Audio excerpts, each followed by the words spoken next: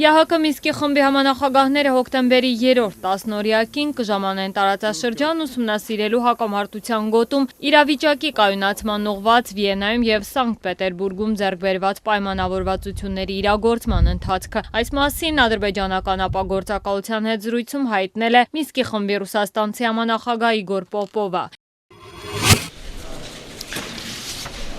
Գերմանիայի կանցլեր Անգելա Մերկելը նորմանդական քառյակի իր գործընկերներին Ռուսաստանի, Ուկրաինայի և Ֆրանսիայի նախագահներին վաղը հրավիրել է Բեռլին քննարկելու Մինսկի համաձայնությունների իրագործման հարցը և իրավիճակը Ուկրաինայի արևելքում։ Գերմանիայի կառավարության ներկայացուցիչը հայտնել է, որ Վլադիմիր Պուտինը, Ֆրանսուଆ Օլանդը և Պետրո Պորոշենկոն հաստատել են բանակցություններին իրենց մասնակցությունը։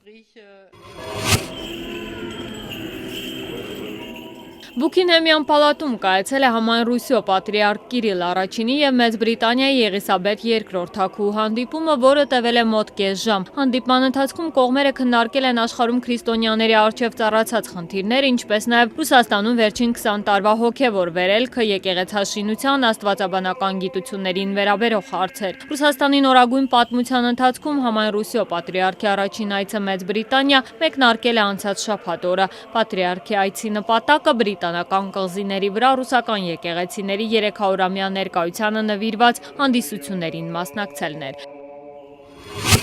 Վիկիլիքսի կողմից Հիլարի Քլինտոնի հետ կապ ունեցող հերթական փաստաթղթերի հրապարակումից հետո Էկվադորի կառավարությունը Վիկիլիքսի հիմնադիր Ջուլիան Ասանժին զրկել է համացանցից։ Լոնդոնում Էկվադորի դեսպանատանն ապաստանած Ասանժը ավելի վաղ հայտարարել էր, որ Վիկիլիքսը փաստաթղթեր ունի, որոնք կարող են ազդել ամերիկյան նախագահական ընտրությունների քարոզարշավի ընթացքի վրա։ Քլինտոնի նախընտրական շտաբը պնդում է, որ Վիկիլիքսը փաստաթղթերը ձեռք է բերել ռուսաստանցի հաքերների օգնությամբ, որոնք կապված են հատուկ ծառայությունների հետ։ Էկվադորի գործող նախագահ Ռաֆայել Կորեան, չնայած պաշտոնական Վաշինգտոնի հետ ունեցած մի շարք տարաձայնությունների, նախկինում հրապարակային հայտարարել է Միացյալ Նահանգների նախագահի դեմոկրատ թեկնածու Հիլարի Քլինտոնի թեկնածությանն աջակցելու մասին։